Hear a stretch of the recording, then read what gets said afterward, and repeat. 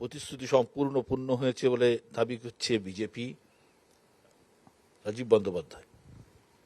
মানে আমি রাজর্ষিবাবু বলছিলেন, বক্তব্য রাখছিলেন, মানে মনে হচ্ছিল যে যেন মনে হচ্ছে যে শুধুমাত্র এই নরেন্দ্র মোদীজির কেন্দ্রীয় সরকারই বোধহয় এই কাজগুলো খালি এক গাদা করে গেছে, আর কেউ এর আগে করেনি। স্বাধীনতার পরে এত সরকার এসছে, সবাই দর্শকের ভূমিকায় ছিল, খালি দেখে গেছে আর করে গেছে শুধু এই নরেন্দ্র মোদীজি সরকার। আচ্ছা, এই কথাগুলো তো বললো না যে প্রতিশ্রুতি তো এটাও ছিল বিদেশ থেকে কালো টাকা উদ্ধার করে নিয়ে আসবো, 15 লক্ষ টাকা করে প্রত্যেক গরিবের ব্যাংক অ্যাকাউন্টে দেবো। বিদেশ থেকে কালো টাকা উদ্ধার করা তো দূরে থাক, বিদেশে গিয়ে বরঞ্চ এই কালো ব্যবসাপতিরা তারা গিয়ে সেখানে সুখে আনন্দে বসবাস করছেন, সেখানে কিন্তু কেন্দ্রীয় সরকারের কোনো হেলদোল নেই। আজকে কোথায় গেল নীরব মোদী, কোথায় গেল ললিত মোদী, কোথায় গেল মেহুল চোকসি, কোথায় গেল সব? কাউকে কাউকে দেখা যায় যে লন্ডনে বসে খুব মজা করে শ্যাম্পেন খাচ্ছেন, বন্ধু বান্ধবদের সাথে আড্ডা মারছেন। আর কোথায় এই প্রতিশ্রুতি যে বিদেশ থেকে কালো টাকা নিয়ে আসবো?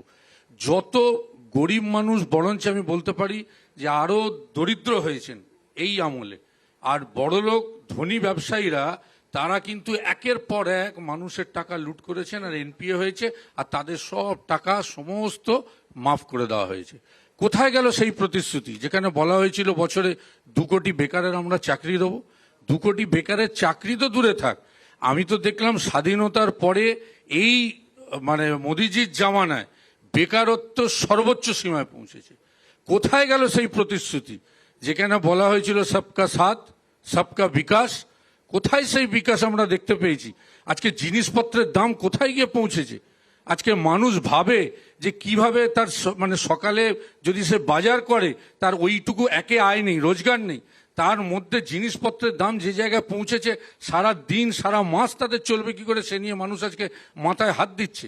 পেট্রোল ডিজেলের দাম কোথায় চলে গেছে? উজালা গ্যাস দিয়েছিল, কি হয়েছে তার ঘটনা সেটা এখন ভারতবাসী হাড়ে হাড়ে টের পাচ্ছে। আজকে গ্যাসের দাম, উজালা ছেড়ে দিন, এমনি গ্যাসের দাম কোথায় গিয়ে পৌঁছেছে? আজকে মানুষ অবাক হয়ে দেখছে যে সারা ভারতবর্ষে মুদ্রাস্ফীতি কোথায় গিয়ে পৌঁছেছে, ডলারের দাম কোথায় চলে গেছে।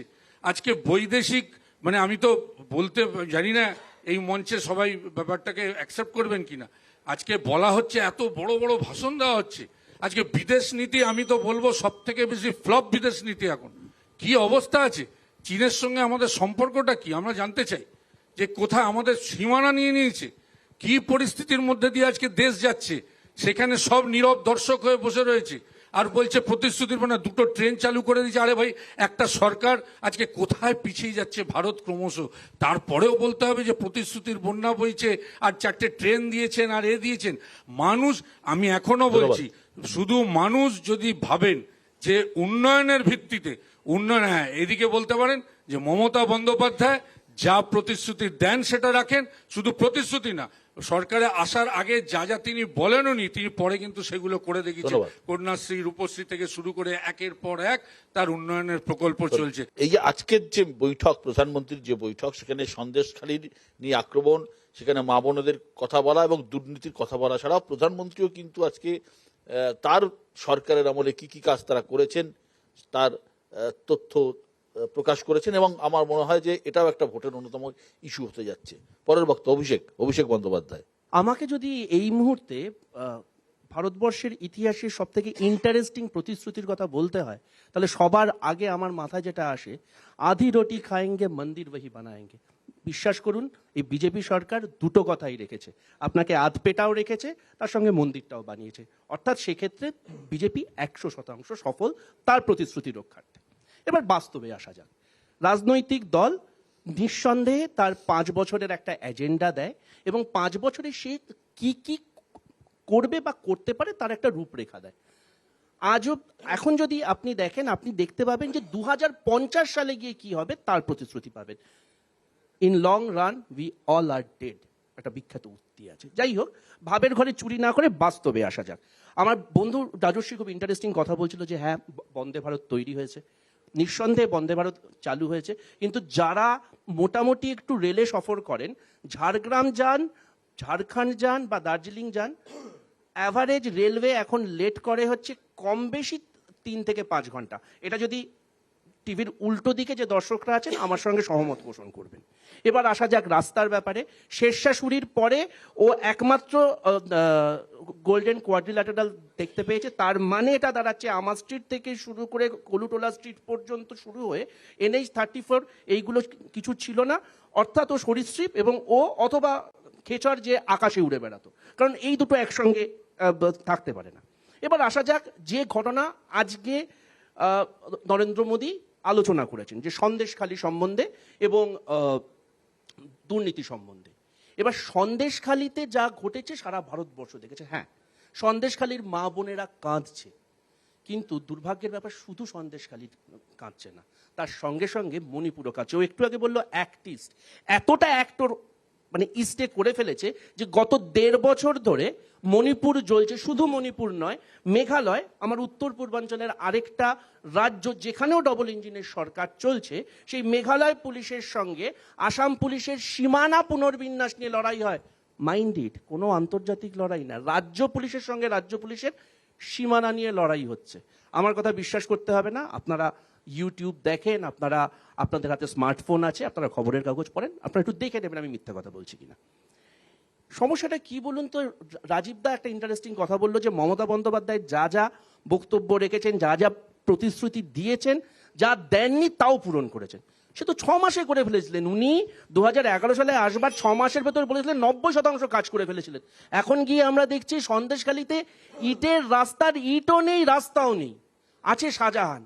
যে শেখ শাহজাহান সম্রাট শাহজাহান হয়েছে। এক্ষেত্রে আমার একটা প্রশ্ন আছে, মমতা বন্দ্যোপাধ্যায় একটা সময় বলতেন এবং উনি প্রতিশ্রুতি দিতেন যে 294টা আসনে উনিই ক্যান্ডিডেট এবং উনি গুন্ডা কন্ট্রোল করেন।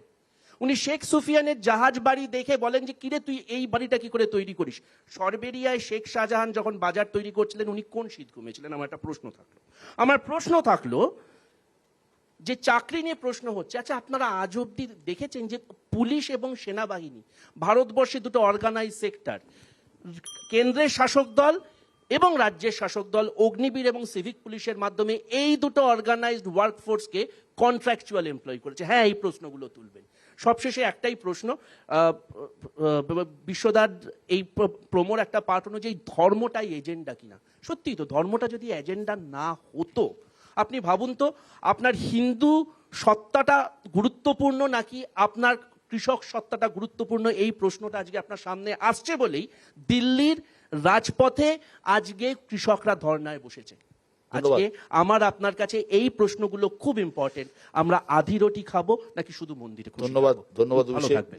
আর একটা কথা আমি স্মরণও করিয়ে দিচ্ছি, আজকে প্রধানমন্ত্রী বক্তব্য রাখতে গিয়ে এটাও বলেছেন যে সন্দেশখালীর ঘটনা কংগ্রেসের মতো বিরোধী দলের যেভাবে তোলা উচিত ছিল তারা সেটা তুলতে ব্যর্থ হয়েছে, এটাও আজকে মানে মোদী বলেছেন। পরের বক্তা পার্থদা।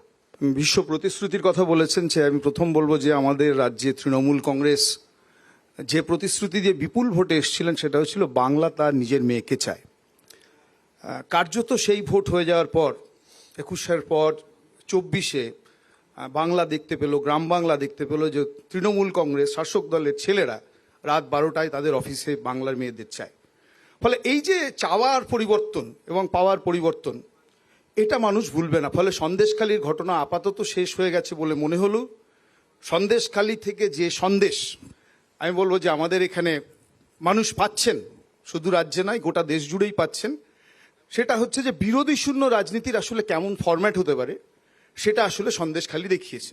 এবং এই কারণে হয়তো প্রাসঙ্গিক হবে যে বিরোধী মুক্ত ভারত তার যে ফরম্যাটটা হবে সেটা কোথাও বিরোধী শূন্য বাংলার ফরম্যাটের সাথে মেলে কিনা। ফলে এই কারণের জন্য যে বিরোধী শূন্য পঞ্চায়েত, যেখানে এই লুটের পঞ্চায়েত যেটা হয়েছিল, Sheikh Shahjahan is a name only, এটা তো আসলে একটা রোগের লক্ষণ না, শাহজাহানরা কোনো নাম নয়, পাড়ায় পাড়ায় ছড়িয়ে আছেন। ফলে এই যে পঞ্চায়েত লুট করার পর তারা সম্পদ লুট করছে, জমি লুট করছে, সরকারি ব্যবস্থার অপব্যবহার করছে, চাষের জমিতে নোনা জল ঢুকিয়ে দিচ্ছে, এতে শান্ত হচ্ছে না, এরা মেয়েদের সম্মান লুট করছে। আমি বলছি যে এটা না একটা গুণগত পরিবর্তন যেটা আগে ছিল না। আমি বলছি এই জায়গাটাই এবার বিরোধীদের অবস্থা কি, বিরোধী শূন্য পঞ্চায়েত বলে যে জায়গাটা করেছেন সেখানে 144 ধারা চালু হচ্ছে, বিরোধী নেতারা সেখানে ঢুকতে পারছেন না, শাসক দলের নেতারা গিয়ে নাম কীর্তন করছেন, যাতে হচ্ছে যে মানুষের মনের কথা যেটা সারফেসে আসা উচিত, যে প্রতিবাদের কথা, সেটা চাপা পড়ে। আর বিরোধীরা যখন যাচ্ছেন, বামপন্থীরা, নিরাপদে সর্দার, তাকে হচ্ছে আমি বলবো যে মিথ্যে মামলায় যেভাবে ঢুকিয়ে রেখে দেওয়া হলো এতদিন ধরে জেলে, যে মানুষটি আমি বললাম ওই মার্জিনাল মানুষদের অধিকার নিয়ে লড়ছিলেন, তার থেকে প্রমাণিত হয় যে গণতন্ত্রেও ন্যূনতম ভরসা আমাদের রাজ্যের শাসক দলের নেই বলেই সন্দেশখালী করতে হচ্ছে, নেই বলেই শাহজাহান 56তম দিনে হচ্ছে গ্রেপ্তার হন, তার আগে গ্রেপ্তার হয় না। ফলে নেই বলেই আসলে আমি বলছি যে সন্দেশখালী এটা হচ্ছে একটা রোগের লক্ষণ হিসেবে বেরিয়ে এসছে। আর আজকে প্রতিবাদটাও দেখতে পেয়েছেন, শাসক দলের এটা বোঝার সময় সম্ভবত হয়েছে যে সন্দেশখালী আসলে একটা ভ্যাকসিনের নামও, একটা রোগ প্রতিরোধের অস্ত্র, সেটার মডেল হচ্ছে সন্দেশখালী। এইবার আমি আসছি যে আমাদের দেশ যারা চালাচ্ছেন তারা তো বিরোধী মুক্ত বলেছেন। ইনফ্যাক্ট আজকে প্রধানমন্ত্রী এসছেন, সকালবেলায় পাতা জোড়া যে বিজ্ঞাপন আমি দেখলাম তাতে হচ্ছে যে প্রথম আমি দেখলাম যে এলপিজি বটলিং প্ল্যান্টের উদ্বোধন। আর এই এলপিজি বটলিং প্ল্যান্ট আমি বললাম যে ছিল 400 টাকা, সেটা 1000 টাকায় নিয়ে গিয়ে তুলে নিয়ে গেছেন। বটলিং প্ল্যান্টের উদ্বোধন করে আর কি হবে? আজকের বলছেন যে বারৌনি থেকে নর্থ ইস্টের পাইপলাইনের কানেকশন হবে পেট্রোলিয়াম ক্রুড অয়েলের। পেট্রোলিয়াম ক্রুড অয়েল সারা পৃথিবীতে যখন সবচেয়ে কম দাম, ভারতবর্ষ তখন সবচেয়ে বেশি দামে পেট্রোল বেচা হয়, তখন দেশের প্রধানমন্ত্রী এসে বলছেন ক্রুড অয়েলের কানেক্টিভিটি করব। প্রধানমন্ত্রী এসে বলছেন আমি ডক কমপ্লেক্স, জাহাজ তৈরি পরিকাঠামো তৈরি করবো। আর ব্যবসা বাণিজ্য উঠে গেছে দেশে, মেক ইন ইন্ডিয়া বলেছেন, কোথাও কোনো কিছু মেক হচ্ছে না, তো জাহাজ বন্দর কোন কাজে লাগবে? আমি বলছি যে বেকারি হচ্ছে যে সর্বোচ্চ জায়গায় গেছে। আপনি সন্দেশখালীতেও যেটা দেখেছিলেন যে এই যে আপনাদের মতো সাংবাদিকরা, তাদের জন্য নো এন্ট্রি হয়ে গেছিল, অর্থাৎ খানিকটা পুলিশ স্টেটের মতো। আমাদের দেশেও আপনি যদি দেখেন যে হাতরাস হোক, উন্নাও হোক, সেখানেও হচ্ছে যে পুলিশ স্টেটের প্রত্যেকটা জায়গায় সাংবাদিকদের সেইভাবেই নিতন আটকানো হয়েছে। আমি বলছি যে কোথাও রোগটা একরকম রোগ, ফলে আসলে বিরোধী শূন্য অথবা বিরোধী মুক্ত রাজ্য বা দেশ কেউ চায় না। ফলে এখানে দাঁড়িয়ে একটা গণতন্ত্রের কম্পিটিশন হবে আগামী লোকসভা নির্বাচনে, এবং মিথ্যা প্রতিশ্রুতি দিয়েছিল তাদেরকে মানুষ দূরে সরিয়ে রাখবে। এবং আমি বলছি যে বামপন্থীরাই একটা অল্টারনেট ফোর্স হিসেবে এবার ইমার্জ করবে, এটা আমি বিশ্বাস করব। গণতন্ত্রের একটা সুষ্ঠু কম্পিটিশন, এটা প্রত্যেকেই আমরা চাই। যেমন রাজনৈতিক দল চায়, সাধারণ মানুষ চায়, সাংবাদিকরাও চায়। এবং পার্থদার দাবি, এই মধ্যে থেকেই বামপন্থীরা আবার নতুন করে শক্তিশালী হবে, উদয় হবে।